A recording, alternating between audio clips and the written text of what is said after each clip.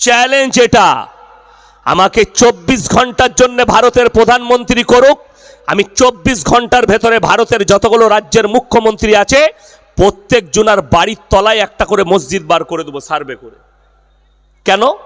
লোক আমার, প্রশাসন আমার, গায়ের জোর আমার, আমি যা বলবো তাই, আমি যা বলবো তাই। মুসলমান খামুস बैठा रहो। কেন? বেঈমান কাফেররা মেহনতে কামিয়াবি লাভ করেছে। আজকে পৃথিবীতে 250 কোটি মুসলমান, 47টা মুসলিম রাষ্ট্র আছে, সবারই কাছে সামরিক বাহিনী আছে। পৃথিবীর 10টা এমন মুসলিম রাষ্ট্র আছে যারা সরাসরি আমেরিকার সঙ্গে যুদ্ধ করার ক্ষমতা রাখে, অথচ ফিলিস্তিন আর গাজার নিরীহ মানুষ দাঁড়িয়ে এই মাত্র 60 লাখ ইহুদির কাছে মার খাচ্ছে। তার কারণ কে? তার কারণ মুসলমান, তার দায়ী মুসলমান, তার জন্য দায়ী পৃথিবীর মুসলমান। অনেকের মনে মনে হবে মুসলমানরা কেন দায়ী হবে? 100 বার আমি প্রুফ দিচ্ছি।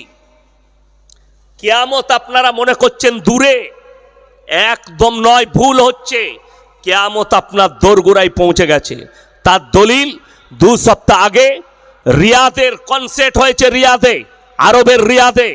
সালমান প্রিন্স আর সব লম্বা জামার মাথায় রুমাল দিয়ে বেল্ট লাগিয়ে মুখে দাড়ি রেখে বসে থেকেছে, আর তাদের বউরা সাথে থেকেছে, মেয়েগুলো। আর সেখানে পৃথিবীর একটা ন্যাংটো ড্যান্সার যার নাম হচ্ছে জেনিফার লোপেজ, কয়েক কোটি টাকা নিয়েছে, 50 থেকে 60 কোটি। সে যখন স্টেজে ড্যান্স করেছে, পেছনে স্ক্যানার লাগানো আছে, স্ক্যানারটা হচ্ছে কাবা ঘর, আর ওই কাবা ঘরে তার ন্যাংটো ছবিটা উঠছে, আর আরবের বাদশারা হাততালি মারছে। আল্লাহর কসম করে বলে যাচ্ছি, এদের ধ্বংস খুব তাড়াতাড়ি লেখা আছে। যারা মনে করছেন আরবের বাদশা সালমান প্রিন্স, আজিজ তার বাপ, এরা আরবিয়ান, এরা কেউ আরবিয়ান নয়, অন্য দেশ থেকে এসে রাজ কায়েম করেছে, রাজত্ব ধরেছে। অরিজিনাল যারা আরবিয়ান হবে, যারা মক্কা মদিনার বাসিন্দা হবে, রাসূলের হাদিস আছে, এরা কিয়ামত পর্যন্ত পদভ্রষ্ট হবে না। এই সালমান প্রিন্স একজন পদভ্রষ্ট। এটা যদি কোনো মৌলবি বলে যে না সে ইমানদার, জেনে রেখে দিবেন ওই মৌলবির কলার ধরে কিয়ামতের দিন আল্লাহ জাহান্নামে নিক্ষেপ করবে, যদি হক না বলতে পারে। আজকে আমাদের সমাজ কিয়ামতের আলামত শুনবেন। চাপড়া বাজারে যদি একটা 10 টাকা চুরি করে গরিবের ছেলে যে ভিক্ষা করে খায়, সে কোন ধর্মের জানি না, 10 টাকা চুরি করেছে, তাকে গাছে বেঁধে পিটায়, এই ছেলেটা চোর, চুরি করেছে।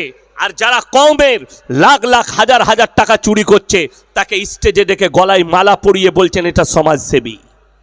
এটা কিয়ামতের আলামত, লিখে নিয়ে যান। কিয়ামতের আলামতের মধ্যে বড় আলামত এটা।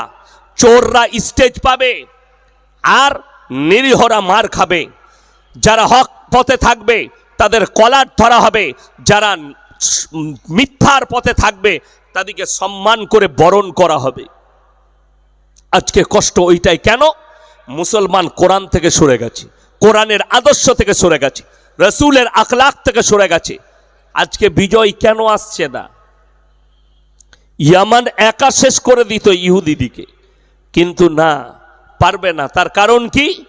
একটাই কারণ, ইতিহাস খুলে দেখুন। নবী সাহাবীরা, আল্লাহর রাসূলের সাহাবীরা 313 জন সাহাবী একদিকে, আর একদিকে 1000-এর বেশি বেঈমান কাফের। যুদ্ধ হয়েছে।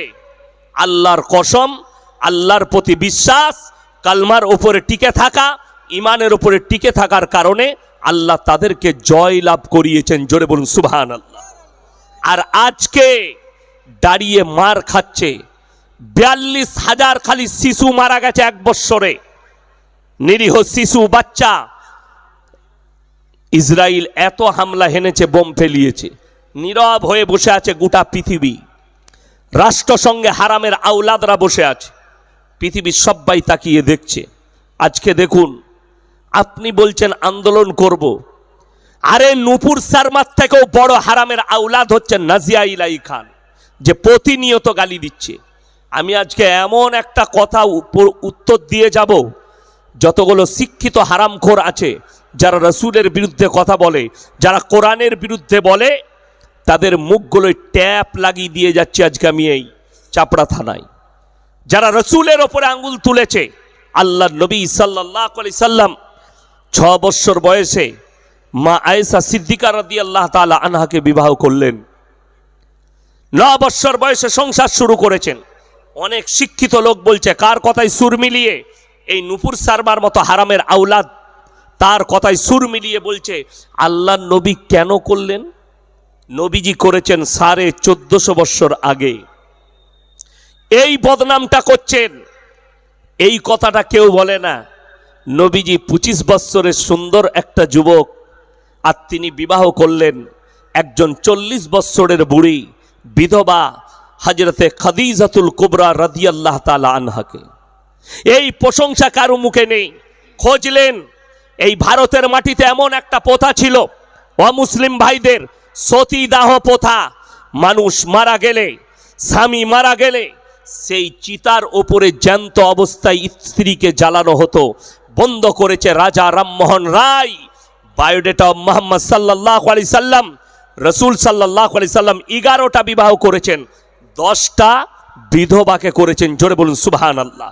নবীজি আদর্শ দিলেন, বিধবাটা ডাস্টবিনে ফেলার জন্য নয়, বিধবাটা রাস্তায় ঘুরে বেড়াবার জন্য নয়, বিধবাটা জিনা করার জন্য নয়। তোমাদের যদি ইচ্ছা জাগে, পছন্দ হয়, বিবাহ করে স্ত্রী রূপে গ্রহণ করো। আল্লাহ এর মধ্যেও খায়ের আর বরকত রেখেছে। জোরে বলুন সুবহানাল্লাহ। অথচ মুসলমান প্রশ্ন তুলে নবীজি কেন বিবাহ করলেন এত অল্প বয়সী একজন মহিলাকে? জিনার বয়স মাত্র 6 বছর, সংসার শুরু করলেন 9 বছর বয়সে। যতগুলো স্কুল কলেজ ইউনিভার্সিটি আছে তাদের প্রিন্সিপালের মাথার ওপরে ঈশ্বরচন্দ্র বিদ্যাসাগরের ছবি টাঙানো থাকে না? থাকে না? স্কুলের হেডমাস্টারের মাথায় কবিগুরু রবীন্দ্রনাথ ঠাকুরের ছবি, ঈশ্বরচন্দ্র বিদ্যাসাগরের ছবি, বঙ্কিমচন্দ্র চট্টোপাধ্যায়ের ছবি, স্বামী বিবেকানন্দের ছবি, সত্যেন্দ্রনাথ বসুর ছবি। ইনারা হচ্ছেন মনীষী। শোনো, তুমি নবীজিকে গালি দিয়েছ। নবীজি 6 বছর বয়সে মা আয়েশাকে বিবাহ করেছেন এবং 9 বছর বয়সে সংসার শুরু করেছেন। নাম্বার 1, ঈশ্বরচন্দ্র বিদ্যাসাগর ইতিহাস তুলে দেখলেন, যেদিনে বিবাহ করেছেন সেদিনে উনার স্ত্রীর বয়স ছিল মাত্র 7 বছর। 7 ইয়ার্স। কত বললাম? 7 বছর। যেদিনে বঙ্কিমচন্দ্র চট্টোপাধ্যায় যেদিনে বিবাহ করেছেন সেদিনে বয়স ছিল তিনার স্ত্রীর মাত্র 5 বছর। কবিগুরু রবীন্দ্রনাথ ঠাকুর যেদিনে বিবাহ করেছেন সেদিনে বয়স ছিল 11 বছর। সত্যেন্দ্রনাথ বসু যেদিনে বিবাহ করেছেন স্ত্রীর বয়স ছিল মাত্র 6 বছর। যত বদনাম কার? মুহাম্মাদের।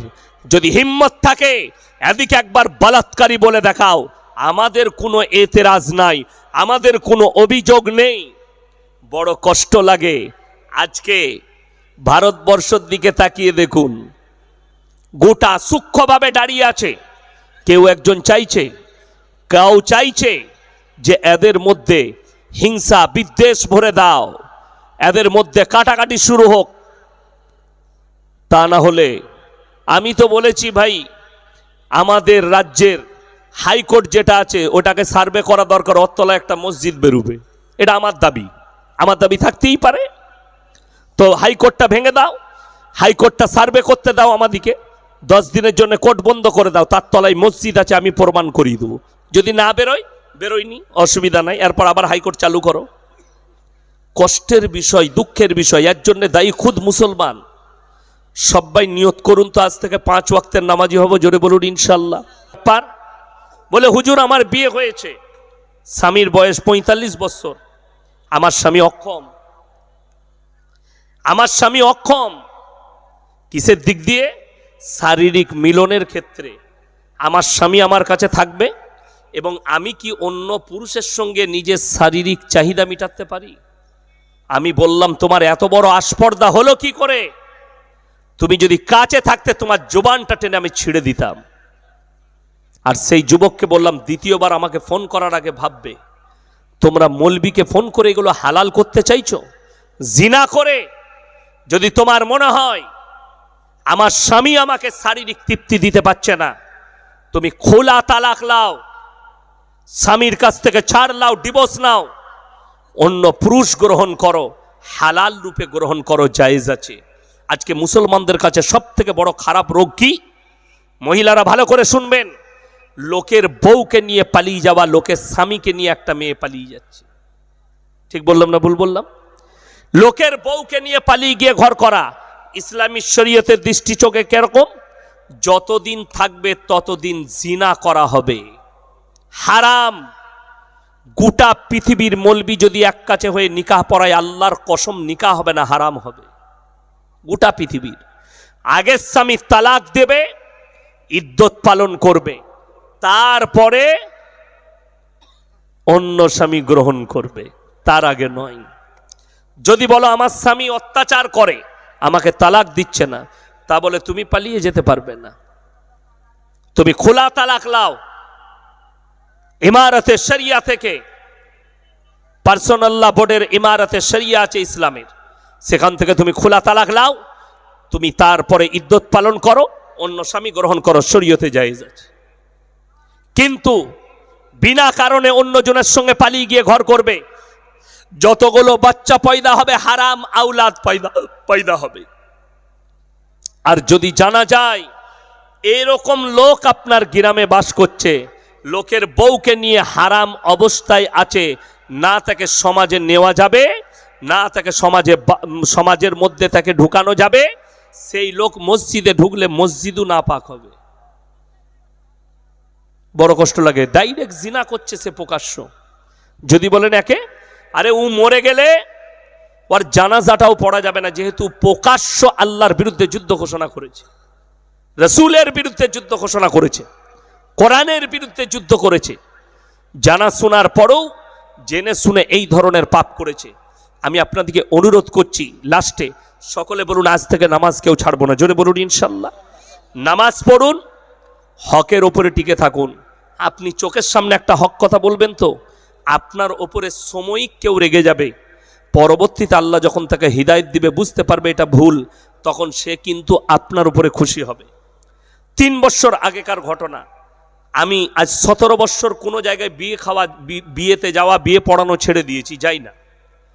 তো আমাকে একজন ফোন করলো, আমার বন্ধু কাছের লোক, হুজুর আমার শালা বিয়ে আছে, তো আমার শালা চাই আপনি যেন নিকাহটা পড়ান, বিয়েটা পড়ান।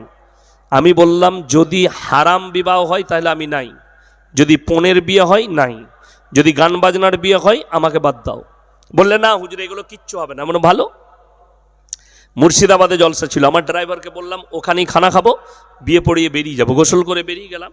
আমি কিন্তু সবারই আগে ঢুকেছি, বিয়ে বাড়িতে গিয়ে দেখছি ডিজে বাজছে। আমি বললাম এই বিয়ে বাড়িটা হবে না, আমার ড্রাইভারকে বললাম। সে তো বলেছে গান বাজনা কিছুই নেই, তাইলে এই বিয়ে বাড়িটা হবে না, অন্য কোথাও হবে, এই পাড়াতেই হবে, অন্য এই গ্রামেই হবে। সঙ্গে সঙ্গে মেয়ের বাপ দেখতে পেয়েছে, ছুটে গাড়ির কাছে এসছে, হুজুর এই বাড়িটাই।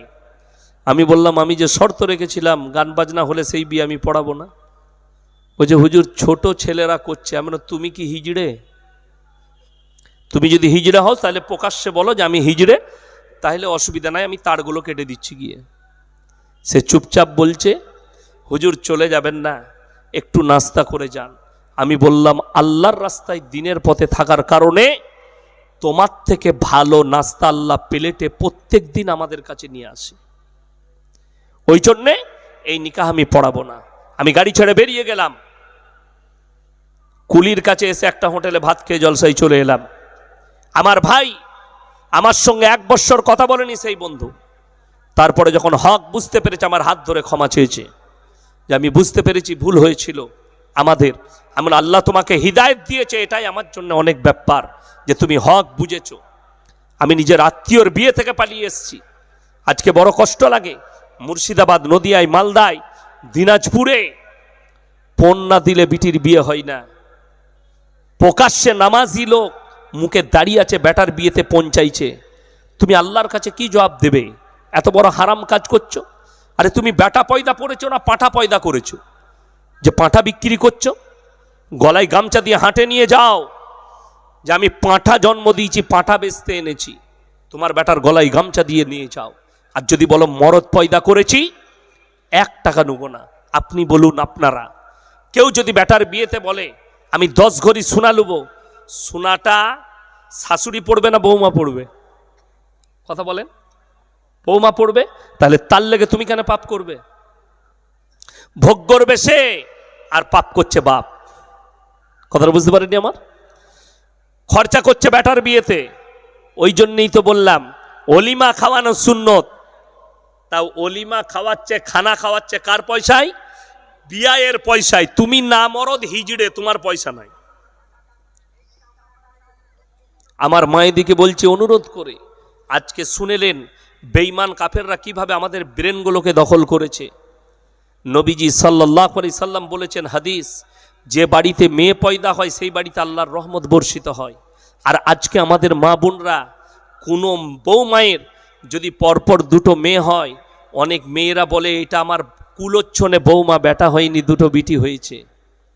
হ্যাঁ আমার যুবক, তোমার মা যদি বলে তোর বউ কুলোচ্ছনে 3টে বিটি হয়েছে, তোমার মাকে জিজ্ঞেস করবে তাহলে তোমার মা কত বড় কুলোচ্ছনে যে তোমাকে পয়দা করেছে। কথা বুঝতে পেরেছেন?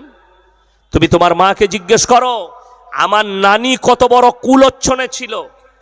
কেউ যদি বলে তোমার 3টে বিটি হয়েছে, বউকে তালাক দিয়ে দাও, তুমি তোমার মাকে বলবে আগে আমার নানাকে বল, তোর মাকে আগে তালাক দিবে, যেহেতু তোকে পয়দা করেছে। একজন মহিলা মেয়ে হয়ে সে মেয়ের বিরোধিতা করে। আল্লাহর নিয়ামত, ছেলে হোক কিংবা মেয়ে হোক, শুকর আদায় করো আল্লাহর কাছে, কেঁদে আল্লাহ তুমি সন্তান দিয়েছো। আরে বেটার বিয়ে দিবেন, রুজির মালিক সকলে বলুন কে? আগেও বললাম, আবার বলছি, রুজির মালিক হচ্ছেন 1 নম্বরে আল্লাহ। আল্লাহ যদি রুজির মালিক হয়, যদি আল্লাহকে বিশ্বাস করেন তিনি রুজির মালিক, তাহলে কেমন করে তোমার দ্বিধাবোধ হয়? তোমার ব্রেন কি করে বলে যে রুজির মালিক যদি আল্লাহ হয়, তাহলে আমি কি করে বিশ্বাস করি যে আমার বেটার বিয়েতে পণ নিলে? শুনেলেন, কেউ যদি নিজের বেটাকে 10 কোটি টাকা দিয়ে যায়, তার তকদিরে যদি ভিক্ষা করা লেখা থাকে, আল্লাহর কসম ভিক্ষা করে খাবে। কোটিপতি হলেও তার তকদিরে ভিক্ষা করা লেখা থাকলে ভিক্ষা করে খাবে। আর তুমি যদি 1 টাকা না দাও, বিনা পয়সায় বিয়ে দাও, তোমার সন্তানের কিছুই না থাকে, তার তকদিরে যদি কোটিপতি হওয়া লেখা থাকে, আল্লাহর কসম কেউ রুখতে পারবে না, সে কোটিপতি হবে। কোটিপতি বরকত। শুনেলেন, যে পুরুষরাই বিয়ে করে, যুবকরা, আপনার ঘরে যে বিবি আসছে সে নিজের রুজি মেপে নিয়ে আসছে, এটা মাথায় রাখবেন। বাচ্চা পয়দা হলে নিজের রুজি মেপে নিয়ে আসছে। কোরআনটা শুনেলেন, যারা মনে করেন আমার 3টে মেয়ে হয়েছে কি করে মানুষ করব, বিয়ে দেবো, যারা মনে করছেন 3টে ছেলে কি করে মানুষ করব, কোরআনে আছে ওয়ালা তাকতুলু আওলাদাকুম খশিয়াতা ইমলাক নাহনু নারযুকুহুম ওয়া ইয়াকুম, তোমরা দরিদ্রতার ভয়ে তোমাদের আওলাদকে কতল করো না, পেটের সন্তানকে।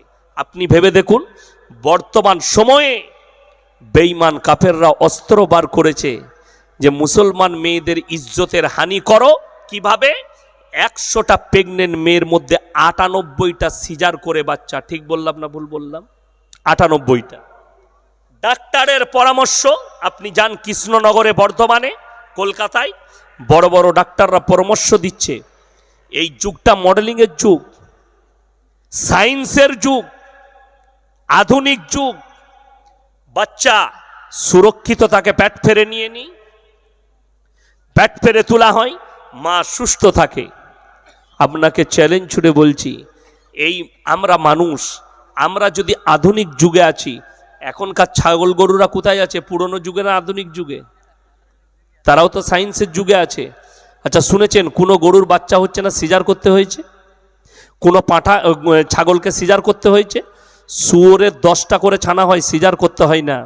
একটা মেয়ে একটা বাচ্চা পয়দা করবে, বলছে সিজার করতে হবে। সেই ডাক্তারকে জিজ্ঞেস করুন, ধোঁকা ছাড়া আর কিছুই নয়। মুসলমান, তোমার ইমান নিয়ে খেলা হবে কিয়ামতের পূর্বে। মুসান্নাব ইবনে আবু শাইবার হাদিস। আপনারা কি মনে করছেন এত যুদ্ধ দেখছেন পৃথিবীতে, ইসলাম মিটে যাবে? ইসলামকে কেউ মিটিয়ে দিবে? আল্লাহর কসম করে বলছি, কিয়ামতের সকাল পর্যন্ত ইসলাম মিটবে না। এটা আল্লাহর ওয়াদা। ফালান তাজিদ লি সুন্নাতিল্লাহি তাবদীলা। কিয়ামত পর্যন্ত আমার বিধানের একটা জের জবরকে মিটাবার ক্ষমতা পৃথিবীর কোনো শক্তির নেই। ইসলাম তো অনেক দূরের কথা। এরপর চলুন সামান্যভাবে বুঝিয়ে দিই।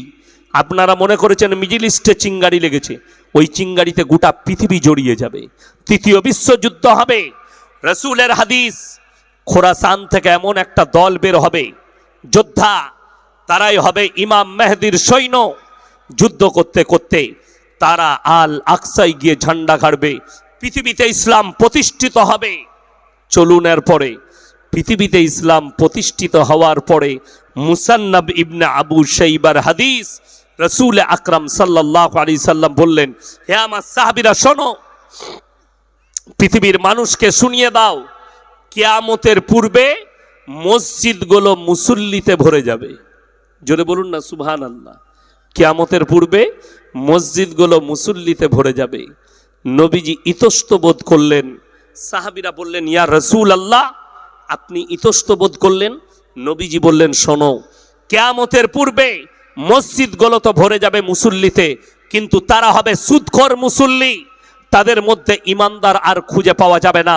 মুসান্নাব ইবনে আবু শাইবার হাদিস। সাহাবীরা কাঁদলেন। আমার ভাই, প্রত্যেকটা ভাই নিয়ত করুন হালালের ওপরে চলবো। জোরে বলুন ইনশাল্লাহ। হারাম থেকে নিজেদিকে বাঁচাবো, হারাম কাজ থেকে নিজেদিকে সরিয়ে নিয়ে আসবো, হকের ওপরে টিকে থাকুন। ফ্যামিলিতে শুনেলেন, যারা 5 ওয়াক্তের নামাজি হবে মৃত্যুকাল পর্যন্ত তার কাছে রুজিতে আল্লাহ কমি দিবেন না। তোমার পরিবারকে বলো নামাজের জন্যে। তোমার ছেলে 7 বছর বয়স হলে নামাজের তাকিদ দেন, 8 বছর বয়স হলে নামাজের তাকিদ দেন। বালিগ হয়ে গেলে নামাজ না পড়লে তার উপরে বেত্যাঘাত করুন, তার উপরে মারুন, তাকে মারো। মা দিকে বলবো, তোমার মেয়ে 10 বছর বয়স হয়েছে, নামাজ পড়াও, তাকে নামাজি করে দাও, পর্দা করাও, বাড়ির মধ্যে কোরআনের তিলাওয়াত নিয়ে এসো। আল্লাহ তোমার রুজিতে বরকত দেবে, তোমার ইমানে বরকত দেবে। মরণের পরে কবরটা আসান হবে, কিয়ামতের ময়দান আসান হবে। কিয়ামতের ময়দানটা মারাত্মক কঠিন ময়দান হবে। কিয়ামতের ময়দানটা এত কঠিন হবে আপনি অনুভব করতে পারবেন না, এত মারাত্মক কঠিন হবে।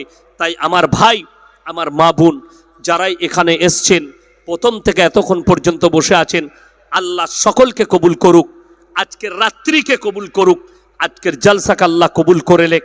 যে ভাইয়েরা মেহনত করে জলসা দিয়েছেন, এই জলসা কমিটির আল্লাহ সকল সদস্যকে আল্লাহ নামাজি মুসল্লি দিনদার বানিয়ে দেখ। সকলের জানে মালে ইজ্জতে আল্লাহ বরকত দেখ, কারোবারে আল্লাহ বরকত দেখ। আমার ভাই, প্রত্যেকটা ভাইকে অনুরোধ করব যে সবাই মসজিদমুখী হন, নামাজি হন, দিনদার হন। আল্লাহ আমাদের সকলের জানে মালে ইজ্জতে বরকত দেখ, কারোবারে বরকত দেখ। আমিন। ওয়া আখিরু দাওয়ানা আনিল হামদুলিল্লাহি রাব্বিল আলামিন। সবাই দরুদ শরীফ পড়ুন। আল্লাহুম্মা সাল্লি আলা মুহাম্মাদিন ওয়া আলা আলি মুহাম্মদ কামা সাল্লাইতা আলা ইব্রাহিমা ওয়া আলা আলি ইব্রাহিম ইন্নাকা হামিদুম মাজিদ। আল্লাহুম্মা বারিক আলা মুহাম্মাদিন ওয়া আলা আলি মুহাম্মদ কামা বারাকতা আলা ইব্রাহিমা ওয়া আলা আলি ইব্রাহিম ইন্নাকা হামিদুম মাজিদ। রব্বানা আতিনা ফিদ দুনিয়া হাসানা ওয়া ফিল আখিরাতি হাসানা ওয়া কিনা আযাবান নার। রব্বানা লা তুযিগ কুলুবানা বাদা ইদ হাদাইতানা ওয়া হাব লানা মিন লাদুনকা রাহমা ইন্নাকা আনতাল ওয়াহ্হাব। রব্বানা ইগফির লানা ওয়া লিইখওয়ানিনাল্লাযীনা সাবাকুনা বিল ঈমান ওয়া লা তাজআল ফী কুলুবিনা গিল্লাল লিল্লাযীনা আমানু রব্বানা ইন্নাকা রাউফুর রহিম। ইয়া আল্লাহ, আমরা গুনাহগার, খাতাকার, পদকার, সিয়াকার, গুনাহকে মাফ করে দাও, খাতাকে দরগুজার করে দাও। আমাদের সকলকে তুমি পরেজগার, মুত্তাকি, দিনদার বানিয়ে দাও, তোমার দিনের প্রতি পরিচালিত করে দাও। আমরা অসহায়, দুর্বল, ভিখারির মতো হাত দুটো তুলে ধরেছি, তুমি আমাদের হাতকে ফিরিয়ে দিও না। আজকের এই মজমায় যে সমস্ত ভাইয়েরা, মায়েরা, বোনেরা আমরা হাত তুলেছি, হাত তোলার পূর্বে পূর্বে বিগত জীবনের সগীরা কবিরা, জাহিরি বাতিনি, দিনের দিবালে রাতের অন্ধকারে জেনে অজেনে যত পাপ করেছি সব তুমি ক্ষমা করে দাও। আমাদের পূর্বপুরুষ যারা দুনিয়া থেকে চলে গেছে তাদের কবরের দিকে জান্নাতুল ফিরদৌসের দরজা খুলে দাও। আল্লাহ, আমরা যখন হাজরি দেব কালমার সঙ্গে যেন হাজরি দিতে পারি, কালমার সঙ্গে খতবা নসিব করো, কিয়ামতের ময়দানকে আসান করে দিও। তোমার রসুলের হাতে হাউজে কাউসার তুমি দান করো, তোমার রসুলের পাশে বসার তুমি তৌফিক দান করো। যেভাবে চললে তুমি রাজি খুশি হবে সেইভাবে পরিচালিত করে নাও। আমরা তো বড় দুর্বল, জানি না তুমি কাকে ভালোবাসো। কত উলামায়ে দ্বীন হাত তুলেছেন, কত মুরব্বী বাবাজি, কত নওজওয়ান, কত মাসুম, কত ইমাম সাহেব, কত মা বোন। আল্লাহ তুমি যাকে ভালোবাসো তার মুখের দিকে তাকিয়ে দোয়াকে কবুল করে নাও। যে ভাইয়েরা মেহনত করে জলসা দিয়েছে, আল্লাহ তুমি এই পুরো জলসা কমিটিকে দিনের জন্য কবুল করে নাও। আল্লাহ ইনাদের জানে মালে ইজ্জতে কারোবারে ব্যবসা বাণিজ্য রুজি রোজগারে বরকত দাও। আল্লাহ সমস্ত রকমের হারাম কাজ থেকে তুমি আমাদেরকে হেফাজত করো, হালালের দিকে তুমি নিয়ে যাও। আল্লাহ যত রকমের বুড়াই আছে হেফাজত করো, যত রকমের ভালাই আছে তুমি দান করো। যেভাবে চললে তুমি রাজি খুশি হবে সেইভাবে পরিচালিত করে নাও। ফিতনার ফিতনা থেকে, হাসিদিনের হাসাদ থেকে তুমি হেফাজত করো। আল্লাহ তুমি আমাদের এই টুটি ফুটি দোয়াকে হুজুর পাক সাল্লাল্লাহু আলাইহি সাল্লামের সাদকে তুমি কবুল করে নাও। রব্বানা হাবলানা মিন আজওয়াজিনা ওয়া যুররিয়াতিনা কুররাতা আয়ুন ওয়াজআলনা লিল মুত্তাকিনা ইমামা। রব্বানা ওয়ালা তুহাম্মিলনা মা লা তাকাত লানা বিহি ওয়াফু আন্না ওয়াগফির লানা ওয়ারহামনা আনতা মাওলানা ফানসুরনা আলাল কওমিল কাফিরিন। ওয়া সাল্লাল্লাহু তাআলা আলা খায়রি খালকিহি মুহাম্মাদিন ওয়া আলিহি ওয়া আসহাবিহি আজমাইন বিরহমাতিকা ইয়া আরহামার রাহিমিন।